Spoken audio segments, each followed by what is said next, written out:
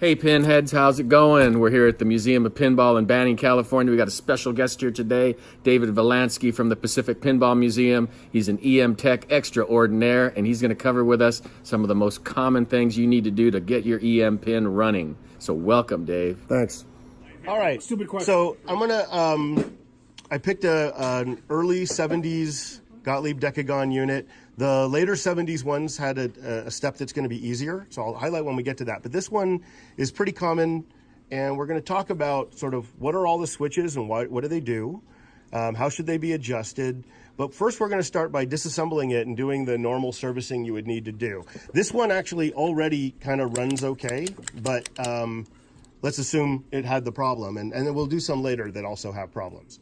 So first, to take it apart, we're going to take off the E-clip.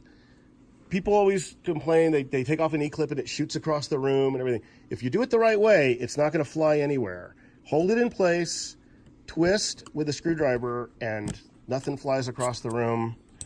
Using a magnet tray here, spring washer. So when you're in the game, you got to keep your thumb there to hold that spring washer a little longer. But you saw it's not flying across the room. I'm doing this on a workbench thing so we can see it better.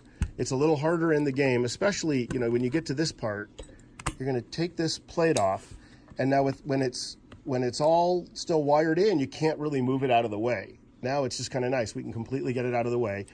We're going to be cleaning and lubricating this surface.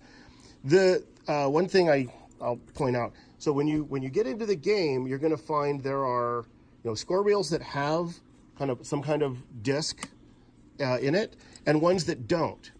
The reason for that is the game, what the game cares about. So for all the score reels, it needs to know if 0 is showing or not for a reset, and it needs to know when you're moving from 9 to 0, so you can do a carryover. Otherwise, the game really doesn't care what number is showing, except for certain digits. In the lowest place digit, it needs to know what number is showing just for the match at the end of the game. So that's why you have this plate on that one. And then the other ones are related to replay. So, you know, the second to the lowest digit typically is the one that doesn't have any. And sometimes you'll have multiple ones. And they're easier to keep going because you have less surfaces touching. Most of what you're doing when you're servicing it is cleaning off whatever old grease is there, cleaning all the surfaces, and then putting on fresh grease. And the reason it doesn't run well is because of the old stuff drying up. All right, we'll just continue taking it apart. This little piece comes off. Sometimes people like to keep these together, and that would be fine, but if they do come apart, there is a trick for putting them back together. So I'm going to go ahead and take it apart so I can cover the trick later. Cleaning the score reel, the number part of the reel, I like to use Windex. I'm not going to worry about this one. It's already been done. But I'll use Windex on these. Anytime you're working on a reel, always be careful. Start with Windex, test a little corner of something, and make sure it's going to be okay. I think it will be fine on most reels. I haven't really had a big problem yet. But you always kind of want to check what you're doing. And with the Windex, keep yourself a fresh rag that's just for Windex. Because, you know, we're going to use lacquer thinner later. And if you end up getting lacquer thinner on these numbers, they just come right off. And if you use the same rag, you will hit the lacquer thinner. So keep a Windex, keep a separate rag. And don't be too surprised. Sometimes I'm taking Windex and I'm doing a reel and part of a number comes off. And I look and it's someone's repair of that number with a Sharpie, which is then what I'll redo. You know, like this the little nick here on the 2. You know, you could just touch that with a Sharpie. That one you almost can't see. And these numbers are pretty good. But, okay, let's see. Then we've got the next layer of parts. We're going to take off this guy and this one. And now we're down to, sometimes you only need to go this far when you're servicing. If this piece is not sort of scraping or making noise, and this one's okay, I'm going to take it apart so you can see what you need to go, how you go deeper than this, but this is actually working just fine. So take this spring off. And now we get to, let's see. So these, these switches down here, Can you guys see okay? I'm kind of playing to the camera a little bit. These switches down here, there's two different switches. I have a switch here that's broken, so don't get too hung up on that. I'm missing a contact. But there's an end of stroke switch, which is open when the coil is pulled in. The purpose of that switch is to release the scoring relay. So the relay that drives this coil also drives the bell chime. It also drives the carryover switch when you have the 9 showing. And there's a lock-in switch on that relay that makes sure that all the switches close good and tight and completely. And that lock-in switch will keep the relay on until this switch opens. So if you have a game where, if the ball sort of grazes a rubber and just barely closes, you might hear the chime, but it didn't score, or you might not get carryover all the time. Check and make sure that this switch is actually closing, and check that your lock-in switch is working on the relay, because if the relay doesn't lock in, you can get sort of inconsistencies when the ball is just barely grazing a scoring switch. This the second switch, the one that's more to the outside, that's normally open when this is at rest. I can put the spring back on here. You'll see. So when it's normally at rest and that's open, it's actually not even quite that open. This is a switch used on multiplayer games for the carryover. The game has to know which player is up. So the scoring relays are shared across all the players. But when you have, when the 10-point pulls in and your 10-point score reel is showing 9, who gets the carryover? And it uses these switches to do that. And not every game works the same way, but there are Gottlieb games that have this, and that's how they do the carryover. Okay, so I'm going to continue our disassembly here. To get the next layer deep, you need to move these switches out of the way. So I like to loosen the bottom one, and then I'll take out the tops. That was the end of stroke switch, right? When you say those switches, you mean the end of stroke? These are, well, it includes the end of stroke, but it's this whole stack here. Okay. Where, okay. And so if I swing those out of the way, then I can get to all the other screws down here and this whole mechanism. Now, like I said, this is an optional part. If this part is moving well, you don't need to do this. And a good reason to skip this is, in order to get enough clearance for doing this next step, you have to unsolder this coil. If there's a technique for doing it, I haven't been shown it, and I haven't figured it out, and I've tried. Maybe you can get away with it. There's probably a way, but it would be, it might be more trouble than just unsoldering those wires. So now we've got the bracket that holds the coil in place, the coil itself, the sleeve, plunger, and this assembly. And the way that they're all tied together, you cannot get this out if you leave it all assembled at this point. So now that I've loosened everything up, you can sneak this past the coil stop. And I usually need to, the coil stop, the sleeve will often stick to the coil stop, if you guys can see that. And now, you've got this point holding it in place. There's a little point in here that holds it in place. And you have to kind of wiggle around all those. And it's, I still don't have sort of my favorite, there we go.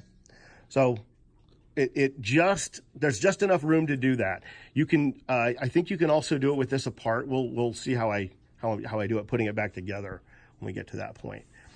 Let's see, we're gonna put more parts aside. And then this guy comes out of here. So now we've got it down. That's as far apart as I usually need to take it. We've got all the parts apart, and we can do our cleaning step. So I'm using lacquer thinner. If I'm working in a shop where I'm going to be doing something for a long time, I always have the lacquer thinner with me. I do carry a bottle of alcohol, and I can do this with alcohol. It doesn't break down the grease quite as well. So I do prefer the lacquer thinner. Dave, would you always, if you've gone this far, would you always replace the coil sleeve because they're cheap, or are you of the school of thought you can clean an old coil sleeve? I usually clean them. These are kind of a weird size. You probably wouldn't just have them laying around. I mean, you can cut one down, but I find if they're not getting chewed up at the end, and if they're not so dirty I can't clean them, I'll leave the sleeve in. Especially on a score reel, I almost never have to change these. Okay. Okay. Though that one's kind of dirtier than I thought it would be. All right. And while we're talking about it, any other evidence of things that you at this point evaluate that needed to be replaced, like the coil stop? If it's mushroomed, the plunger itself, what would be some of the symptoms you're like, you know what, this is going to be a chronic friction problem, I need to replace it at this point? Well, right. So, I mean, these coil stops here, I mean, it's just held in with this nylock. You can buy these coil stops as an individual part, and this one looks brand new. I mean, this looks perfect. But yeah, if this was mushroomed, right? If they're bad, yeah, but you know, if a coil stop being mushroomed doesn't generally cause much of a problem, you can often file out that little burr. When if the plunger itself gets mushroomed, and I don't see it in score reels as much as, like, you know, flippers or what would be another? I don't see it in pop bumpers. The pop bumpers, I don't see it in pop bumpers. Advanced units maybe, but yeah, I see it a lot on flippers, especially like on solid state flippers. You get it a lot, and I usually just file that down, or if it's really bad, I can take it out and put it to a grinding wheel.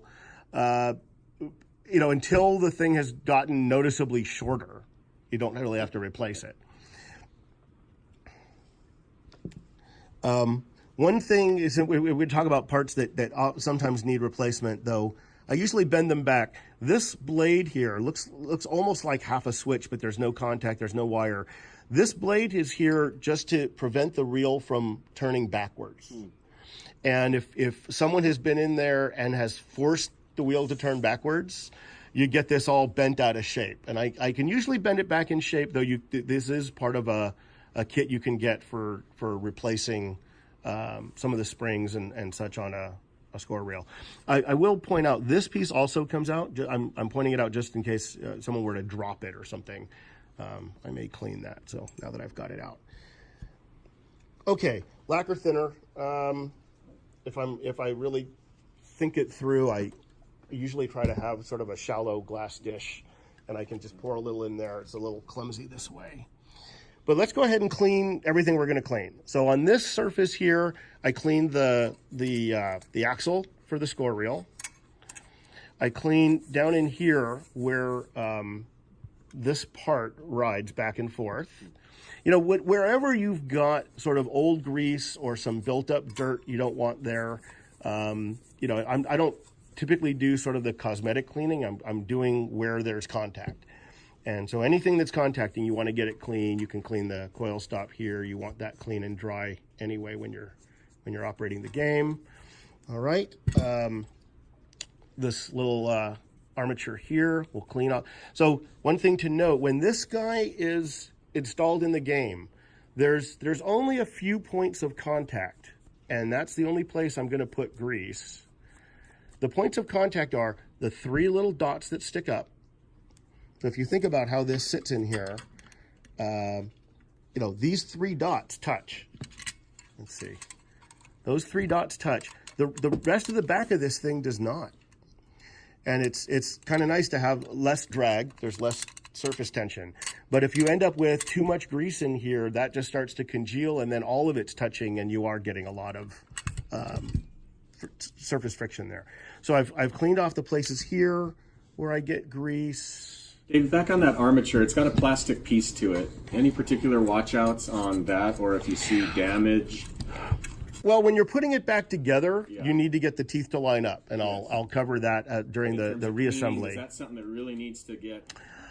You know, if you've got old grease here, you do want to have it clean. It is. Thinner won't hurt it. I've not had a problem with lacquer thinner hurting this plastic. There'll be a whole discussion about lubrication and plastic when I get to that step. And let's see. And like I said, my demonstration piece here is one that I've serviced recently, so it's not got the normal kind of dirt buildup. We'll clean off this part. Get some.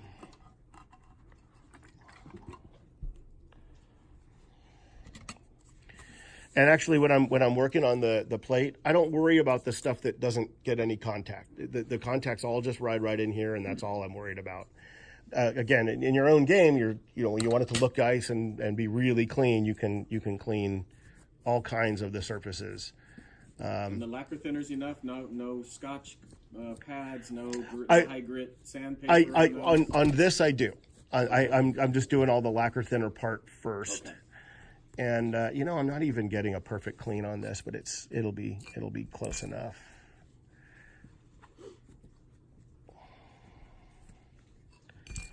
And let's see. I'm going to do these points here that contact the disc.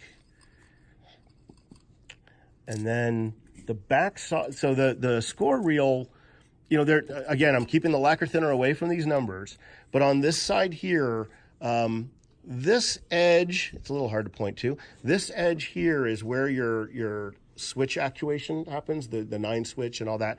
So I want that surface to be very clean to start with, because I'm gonna put grease there, and then the catches inside. I clean in here, and I clean along here. And I realize there's one part I need. I forgot to take out before we started. Yeah. All right. So I got myself a Q-tip, and just the parts I'm going to clean with that. I like to clean the inside of the score rail axle,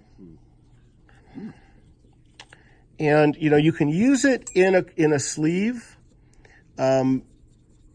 I don't know why there's so much stuff in here. I probably haven't cleaned this before, but, cheap. What I usually do for a sleeve is I'll use paper, or I'll try and get cloth through it, because then you get much better abrasion on the edges. A Q-tip really isn't going to get it very strong. It's not going to really do any wiping action. It's just going to get the chemical there. All right, so let's clean the inside of that, and then this outside edge.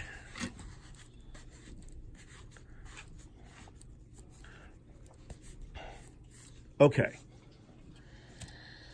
There's one more thing I will clean. Now this one, it already looks good. We'll do another one later that doesn't look so good. I like this, I don't know if this color is purple or brown or maroon or what it is, but it's a Scotch-Brite product. It's made for metal. It's got more grit than, like, if you try to use the green stuff you can buy for like your kitchen sink, you're not going to get the same kind of action. So I do that on this surface, and I've done what I'll do is I'll show you sort of out here what kind of cleaning it can do. I mean, it gets all the way down where you have metal showing again. And so I use this, and then after that, I do want still one more wipe with either alcohol or lacquer thinner to get whatever grit I just created out of there. You do that dry? No, I'm using a wet part of the. Yeah, I scrub it dry. Yes. Okay. A discussion about lubrication.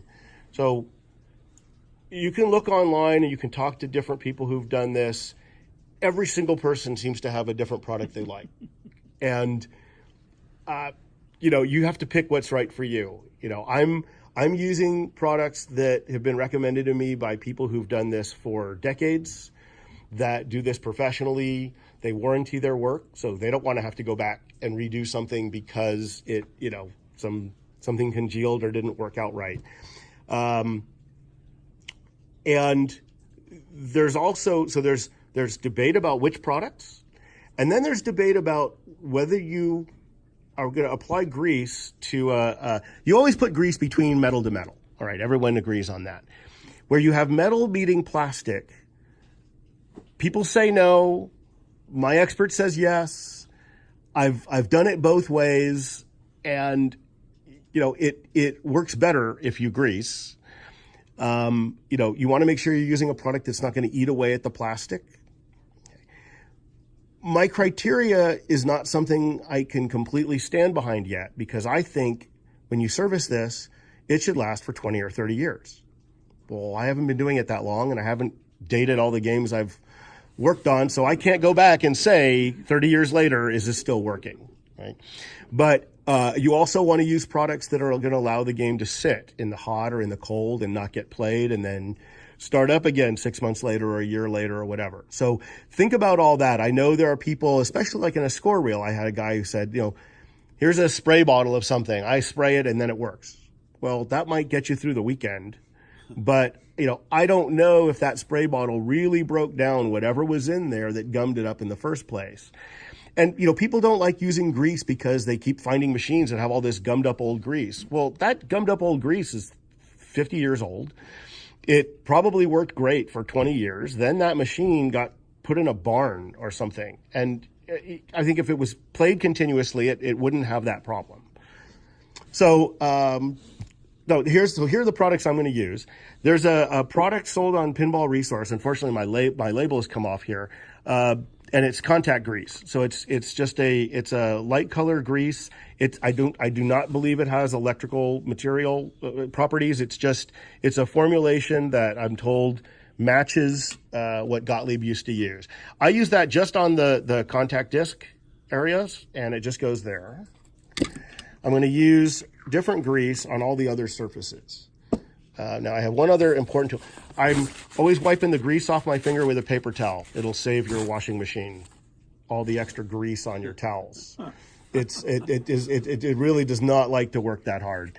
The amount of grease, is it standard that it's as little as possible?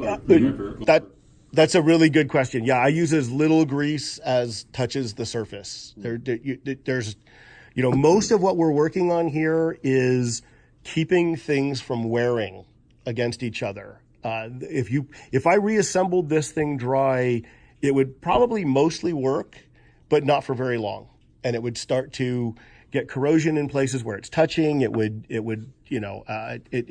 work quite as well. So I'm going to be sparing with the grease, and I think you just need to just barely cover the surface. So let's see. I'll get this guy prepped for reinstallation. Tell us about this material you're using now. Oh, thank you. I'm sorry. Well, this jar is not original. This is automotive CV grease. It's really cheap. You can buy it at the automotive store. I bought it on Amazon most recently.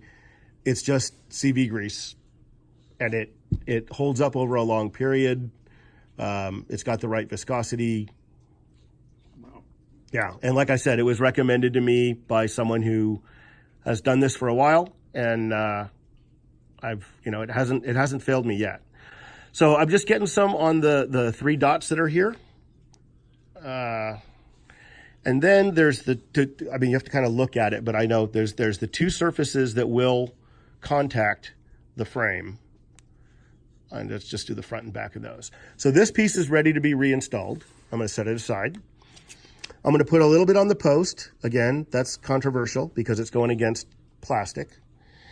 Let's see. And now we've got more plastic parts.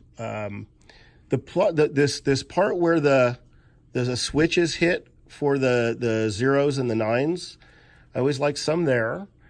And then I get it on, let's see, where the not slipping back goes. And then I grease on the inside here that drive, the drive gear is going to touch there.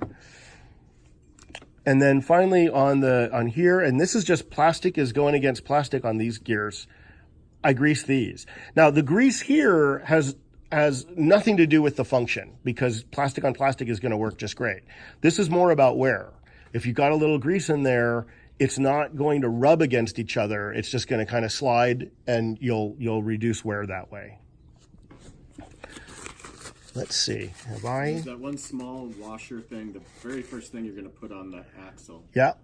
That one needs to be lubed as well? I don't think it's going to be moving. I don't think it needs to be lubed. Now, I have had a guy tell me, and I didn't follow this. He said this spring that's going to sit on that, he said, you can lubricate the edges of this spring because it's going to be turning. And I don't know. I've never bothered with that. I guess I've just did it now. I mean, I've got some grease on my finger and I just did it. So, but I mean, he's talked about, it's, when your score reel is turning, there's all these different points of touching and points of friction. And if you can reduce all that, the more, the better. Okay, let's see. Let's start reassembling. So I put that plastic piece in first. I think we got to do this part. So I'm going to, let's see, where is my, here we go. Okay, very important. You never apply any lubricant or grease or anything to any plunger in a pinball machine, not just score reel, but flipper, all of that. They always run dry. You want the sleeve to be clean and dry. And I mean, this one was all dirty inside, and it might just be, being inside the game, stuff gets everywhere. This guy's go through that hole, and this guy goes here. So you get this together as a part. That's a good point. Let's talk about that. We'll see if I can get a camera shot. So in this little recess there, I guess. A little cutout in the plunger, there's a plastic, I don't even know if I would call that a bearing, but it's kind of removable. I'm not going to try and get it out because it doesn't normally come in and out, but it's a little plastic piece in here, and that does, it sits in here. I haven't had them pop out too much, so I don't know that they should get lost, but you do want to make sure you've inserted this with respect to that piece. Like you can't get it the wrong way. Yeah. Yeah. All right. Because you force it, then it flies. Let's try this again. It came right out, didn't it? I got it always right comes out. right I out. took it apart with the coil once. By the time we took it out with the coil mechanics. in place.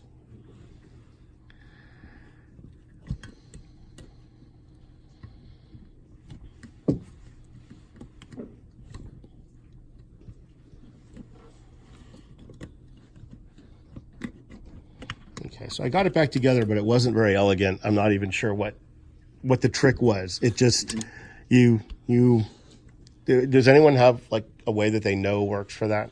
I kind of angle it and then Yeah, I couldn't find, I mean, pivot because one comes in and I don't know. I struggle with it every time, and then every time I've never not gotten it back in. So there it is. It's reinstalled. Let's do. The trick is getting the coil sleeve over the coil stop. Yeah, and to get it to fall you in place. you bring it together as a unit, piece. and you've just got to kind of pivot it through those two, little slots here where it's going to go, and then it works.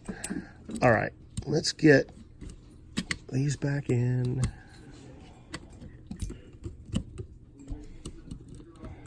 but desoldering the coil makes it 1,000 times easier. Yeah, I mean that. We learned that.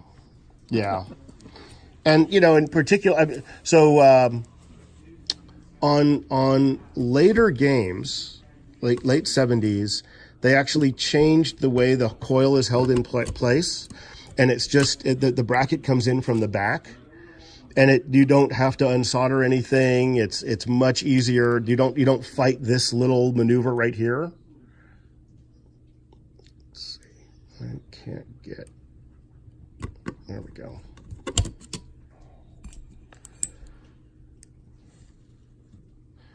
You wanna?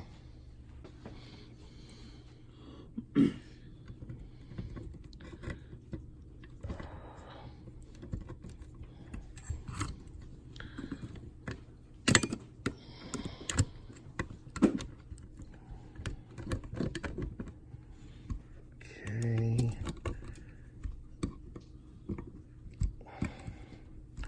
And we'll double check it's moving nicely. The spring can go back on now. And right there. Very good. We can put the switch stack back in place. Keep in mind that this little black insulator sits on the part of this armature, and it has to sit between the two longer blades. So now's the time to get it in the right place. It is nearly impossible to fix this without taking the switch stack back out. You can't bend it past those, that it just breaks the switch. Okay, and the tiny little nut. So maybe worth pointing out here, this switch stack is held in place with number 3 screws. You'll find a lot of number 3 screws in pinball switch stacks. Number 3 screws are not readily available at your hardware store. And you'll want to keep, this is a great part to keep from a parts game. Never throw away your number 3 screws.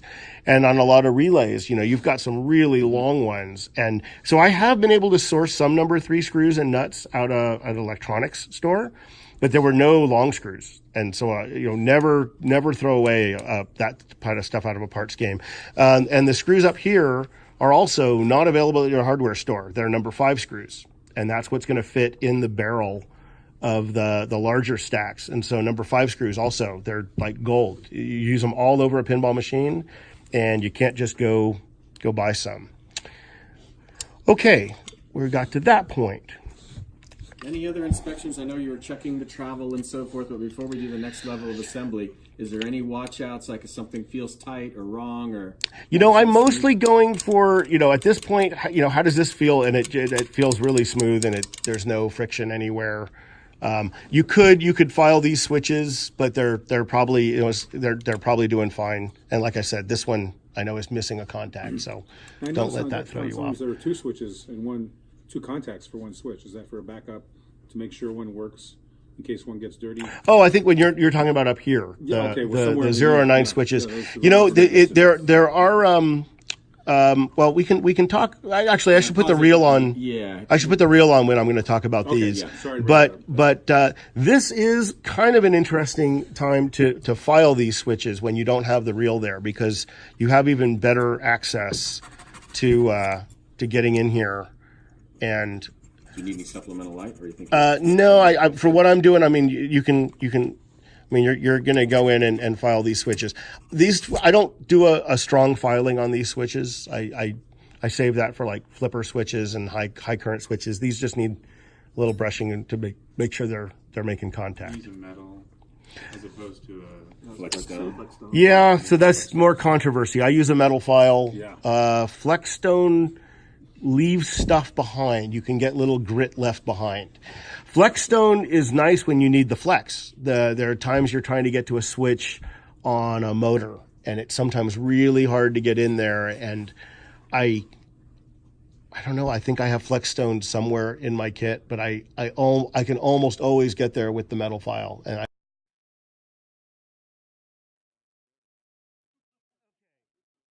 so let's see. We're going to continue the assembly here, and let's see. So we're going to put the spring back on here, and then this little drive. I don't know what I would call this, like a little drive wheel. Now here's where you need to make sure you get the first tooth lined up with the first slot, and you can double check. Your teeth run out. If you're off by 1 tooth, you'll know right away when you put the game back together, because it won't be able to move to the next number. So these line up exactly. There's 1 tooth for each slot. Now here is a tricky part of reassembly that I'm going to hopefully save you a bunch of grief. People try putting screwdrivers in here, and they try doing all kinds of things to hold this piece in place, because it's held in with the spring. It wants to pop out. There's a way to keep your hand completely away from the wheel. The reason this is hard is now I got to put this guy in here, and I got to get my thumb out of the way and all that stuff. Okay, so I can keep my hand if I back tension this piece, and let me just make sure you guys all see this. Yeah. So I'm coming in like this, and you're pressing the plunger away from the coil. If you do that, this guy's going to hold in place. And I've got all the room I need now. I can just drop this guy on, and now I can hold the reel, and I don't have to hold it up there anymore. That's slick. Yeah. So that is a little trick. And I discovered it myself, and as I show it to people, one person went, "Oh yeah, I've done that for years." So thanks for sharing. Okay. Now, actually, this might be where we need a little extra light, because I'm going to show a tiny little part. I said I took this off on purpose. I already know it's going to point between the 4 and the 5. I mean, it always goes in the same place. But if you look here, there's a tiny little extra notch. You know, one of these tabs, let's see, I've got to hold that and point here. Let me get a good background. So there's an extra little notch right here. Yep, teeny. There's a teeny little notch there. And on the reel itself, there's a little dot right there. I mean, this also kind of sticks out. So, I mean, you've got that. But there's that little dot goes in that notch. Gotcha. And that, you know, if you can try to keep this together, but when it comes apart, rather than having to go into another reel to figure out where's it supposed to go, it goes like that. I sort of remember it's between the 4 and 5. And it does point between the 4 and the 5. Good. But yeah, that little notch is the other way. And there are a few other things I've done on different manufacturer score reels where there's a little hint there. If it's not like going to require, I mean, if you put this on wrong, I think you wouldn't even notice. I mean, it wiggles a little bit, but no, it sits nicely there. Okay, and then this piece goes on. It is not keyed. Now, if I didn't have the plate here going in next, there are normally some plastic washers that go in here as spacers. They are very important. Don't skip the spacers. If you skip those spacers, your switch stacks out here are not going to operate correctly. So because this actually is moving those switches, and you can't even adjust it right because this will be just wiggling around. So some score reels won't have the plate you're holding right there, the plate circuit, and so they need the spacers in lieu of the thing you're putting on right now. Yeah. Got it. So I'm going to put this back on, and we can screw it back in place.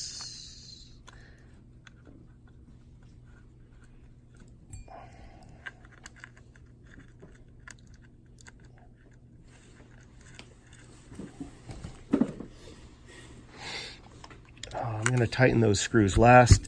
The spring washer goes on. I don't know if there's a right side up or not, but I usually go with, I don't even know how to describe. I put it on like this. Let's see. Edges toward the PCB? Well, yeah, the edge, I mean, there's always sort of edges. So I don't have it cupped up. I have it cupped down. And I don't even know if that matters, but it's really just to kind of keep this all together tightly. Get your clip in here, hold it in place with your thumb. We'll get that on, and then we'll tighten these screws, and then we'll cross our fingers and hope it runs right. Okay, and I'm going to just actuate it with my thumb. Yay! All right, so the last thing while we are looking at it is we're going to take a look at how the 3 switches up here work. And Gottlieb kind of held with this system for a long time. Other manufacturers, they'll have some version of these 3 switches here. It's generally always 3, but the way they work could be different in different games. So you might have one here that is closed when 0 is showing, whereas in other games it could be open when 0 is showing. And here we probably need a little more light over my shoulder here. You got it, Tom? Okay. Yeah. So there are 3 switches here. There's this guy here, and this one here, and that one there. That one actually should be open now. So we have a little bit of adjustment to do before we're done. So the first switch here, we'll call it the 0 switch. It's closed when 0 is showing on the score reel. See, we got that. It's part of ending reset. So when all of them are showing 0, the game will be using all of these closed switches to end the reset sequence. And I'll come back to that in a second. The next switch is called the run-out switch. It's a switch that's used to get the score reel to 0. So during a reset, current is sent to all of the score reels through this switch to the coil, and it'll just keep pulsing that coil until that switch opens. It opens when 0 is showing. That's when the 0 switch is now closed and fires something else that tells reset, either go to the next step or we're done or something like that. Okay, so normally closed until it gets to 0. That opens it up. So if you've got a reel that just keeps trying to reset itself, right, that probably means that switch you're talking about is never opening up. Right. So if the score reel, if during reset there's a score reel that just keeps turning and turning and turning, you want to look at the run out switch and make sure it's opening. If during reset the score reel isn't turning, you look at this switch and see why is the run out switch not closed. And you can have 0. Right, and you can have broken wires too and all kinds of stuff. If all your score reels get to 0, but the motor is still turning because it's still trying to reset, you may have a 0 switch that's not closed. And finding which one it is, you have a multiplayer game where you've got 16 score reels. Sometimes I come and I'll just wiggle the wires, or you start, you kind of bang on the back of each reel. If you can do that and you get one of them makes it stop, now you can take that reel out and really look at the switches, because they're probably really close. Because you've probably gone through them all. And then you've got the third switch out here is the 9 switch, and I'm seeing it sure looks closed. I'm going to open it a little bit here so that I want to see a gap, and hopefully when I get around to 9, it's closing. So you'll find score reels are often have difficulty getting to 9. And it could be because you'll see my adjustment here. The 9 switch is actually hovering out in space. It's not even touching this actuator yet. A lot of times you'll find them adjusted where they're hard against the actuator.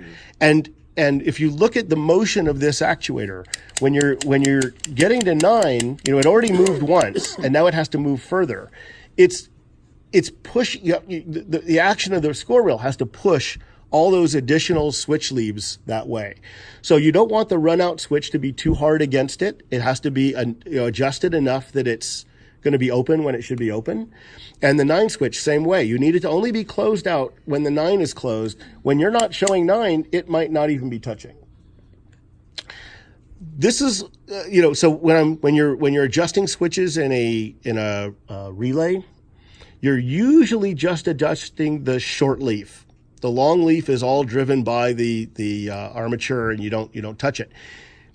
In this situation, there are a lot of times where it's the long leaf that I'm moving, because it's what's acting as this spring tension against the score reel turning.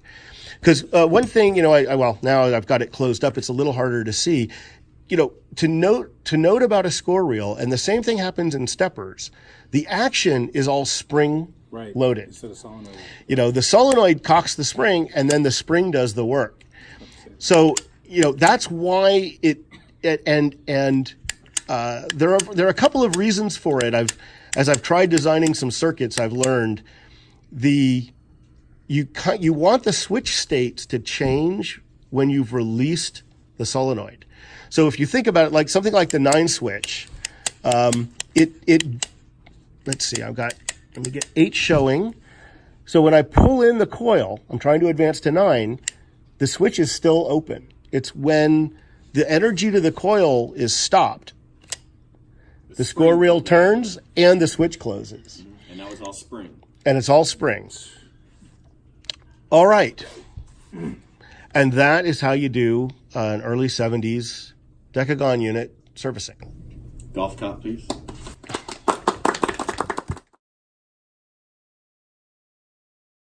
So I've got a late 70s Bally reel here. I just wanted to show you a particular trick for when you're taking it apart. So let's see. First, I'll get the... Bally or Williams? This is Bally. The Williams, it's the same. They have the same challenge here. Let's see. I'm going to try to not lose that I just need 16. hairpin clip. Okay. So the way it does the 9 switch and the 0 switch is different. It's this little plastic pivot over here, and it rides in a little hole on the back side of a piece of the score reel itself. There are 3 screws here, and you can take this apart more, but you don't really need to. If you use the back side here, you can pull the drive actuator in, and there's a part. Gosh, everyone's going to have to just come behind me here and see, or maybe we need more light.